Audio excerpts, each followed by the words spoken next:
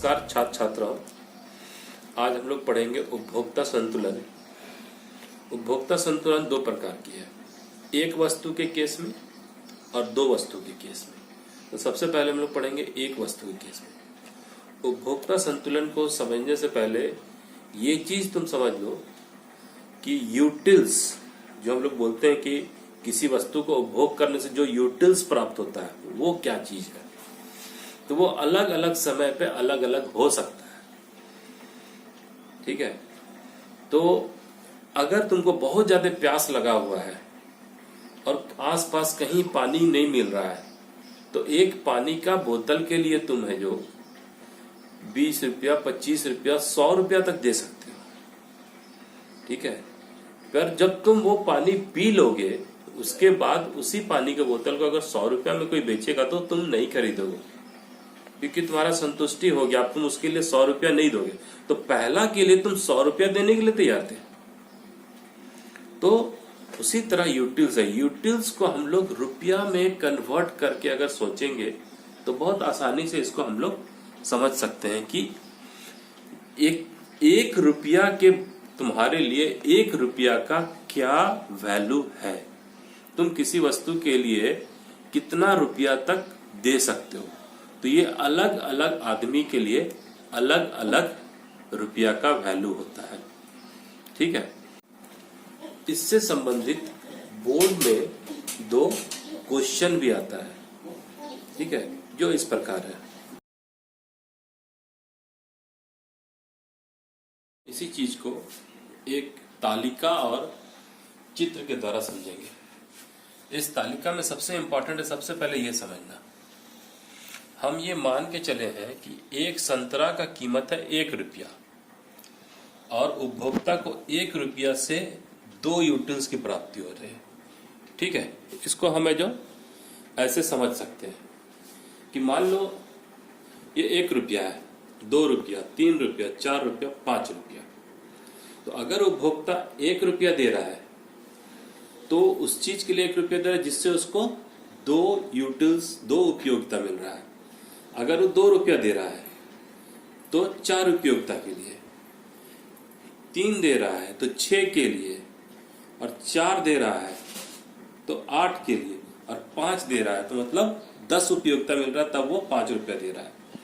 पर अगर उसको 10 उपयोगिता मिल रहा है मतलब उसको 5 रुपया के बराबर उपयोगिता मिल रहा है।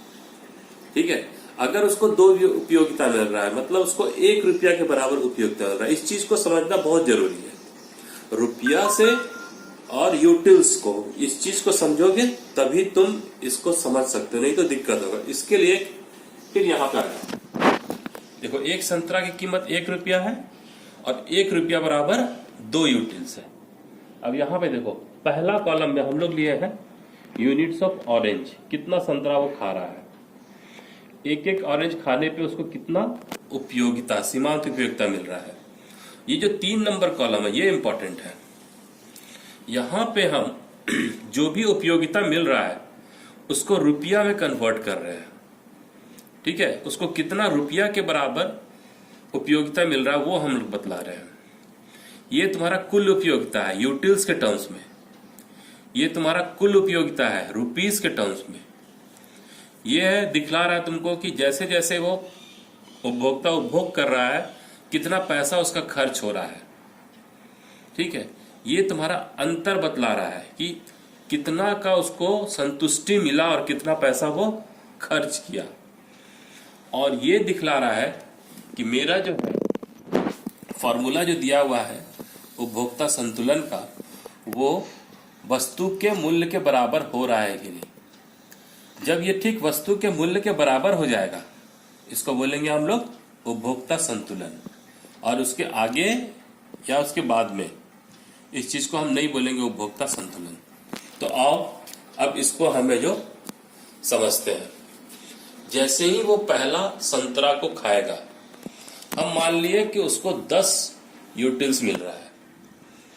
ठीक है, पर तुम इसको 10 भी ले सकते हो, उससे अधिक भी ले सकते हो, उससे कम भी ले सकते हो, पर हम उसको लिए हैं 10। अब उसको 10 यूटिल्स को दे रहा है तो 1 रुपया से उसको 2 यूटिल्स मिल रहा है, तो इसको हम 2 से है जो भाग दिए, तो आया तुम्हारा 5। तो मतलब क्या हुआ यहाँ पे कि पहला संतरा खाने से उसको 5 रुपया के बराबर संतुष्टि हो रहा है, ठीक है। और पहला संतरा के लिए वो 1 रुपया दे रहा है, ठीक है। और 5 रुपया के बराबर संतुष्टि हो रहा है, दे रहा है 1 रुपया, तो 4 रुपया का उसको अधिक संतुष्टि मिल रहा है। जब उसको किसी भी वस्तु से अधिक संतुष्टि मिलेगा तब वो दूसरा वस्तु भी उपभोग करेगा। तो सीमांत उपयोगिता ह्रास नियम से हम जान रहे हैं कि जैसे ही वो दूसरा वस्तु का उपभोग करेगा उसको सीमांत उपयोगिता कम हो जाएगा। तो यहाँ पे हम लोग लिए हैं 10 से 8, मतलब 8 यूटिल्स मिल रहा है, तो 8 को फिर हम लोग 2 यूटिल्स से भाग दिए तो आया उसका 4 रुपया, मतलब दूसरा वस्तु से उसको 4 रुपया के बराबर संतुष्टि मिल रहा है। मतलब वो कुल खर्च कर रहा है 2 रुपया 2 वस्तु के लिए, और 2 रुपया से दूसरे वस्तु से 5 और 4 9 के बराबर उसको संतुष्टि मिल रहा है। वो खर्च कर रहा है 2 रुपया, तो 9 में से 2 गया तो यहाँ पे क्या आ गया 7, मतलब 7 रुपया का उसको अधिक लाभ हो रहा है।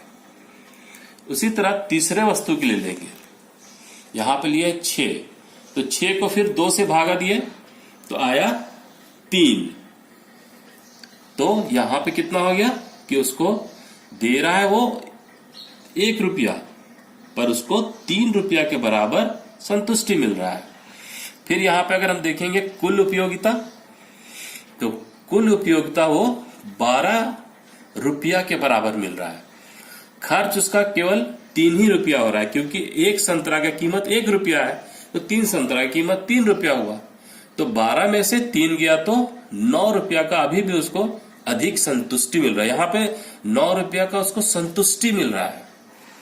इसी तरह 4 में देखेंगे 4/2, तो 2 यूटिल्स 2 रुपया के बराबर उसको संतुष्टि मिल रहा है। खर्च कितना कर रहा है वो 1 रुपया, कुल खर्च कर रहा है वो 4 रुपया, और उसको संतुष्टि मिल रहा है 14 रुपया के बराबर, तो अधिक संतुष्टि मिल रहा है उसको 10 का। फिर यहाँ पे 5वां नंबर पे आ जाओ, तो यहाँ पे वस्तु से उसको 2 यूटिल्स मिल रहा है, 1 रुपया जो वो खर्च कर रहा है वो 2 यूटिल्स के बराबर है, और यहाँ पे ये एक क्या हो गया संतरा की कीमत हो गया। तो हमारा फॉर्मूला है कि जहां पे सीमांत उपयोगिता वस्तु का और सीमांत उपयोगिता रुपया का भाग देने पे अगर वस्तु का मूल्य आ जाए, इसी जगह पे उपभोक्ता संतुलित होगा। और यहाँ पे तुम देखोगे कि 2 को 2 से भाग दे रहे हैं, तो 2 क्या है तुम्हारा संतरा से प्राप्त उपयोगिता, और ये 2 रुपया क्या है 1 रुपया जो संतरा को वो संतरा के लिए दे रहा उससे प्राप्त 1 रुपया से प्राप्त यूटिल्स, तो 2/2 1 हो गया। तो अब क्या हो गया वो अधिकतम लाभ हो रहा है उसको यहाँ पे, और ये फॉर्मूला भी हमारा सेट कर रहा है। मतलब कि वो जितना पैसा दे रहा है 1 रुपया वो दे रहा है, और उसको 1 रुपया के बराबर संतुष्टि मिल रहा है, इसलिए यहाँ पे उपभोक्ता संतुलित हो गया। अगर वो 1 संतरा और खाता है तो उसको कितना मिल रहा है 0, पर वो दे तो रहा है 1 रुपया, और 0 को 2 से भाग देंगे तो आएगा 0। मतलब क्या हुआ यहाँ पे कि वो दे रहा है 1 रुपया और 0 रुपया के बराबर उसको संतुष्टि प्राप्त हो रहा है, तो यहाँ पे वो छठा संतरा नहीं खाएगा। इसी चीज को हम लोग रेखा चित्र में देख सकते हैं। यहाँ पे देखो, ये रेखा चित्र में ये सीमांत उपयोगिता ह्रास नियम के अनुसार सीमांत उपयोगिता घटती हुई है, ठीक है। यहां पर भी जब वो 5वां संतरा खा रहा है, ठीक यहाँ पे 1 रुपया के बराबर जो उसको मिल रहा है उपयोगिता, उसी के बराबर है, तो MUX बराबर MUM ठीक यहाँ पे हो रहा है। तो 5वीं इकाई पे उपभोक्ता संतुलन की स्थिति में रहेगा। धन्यवाद।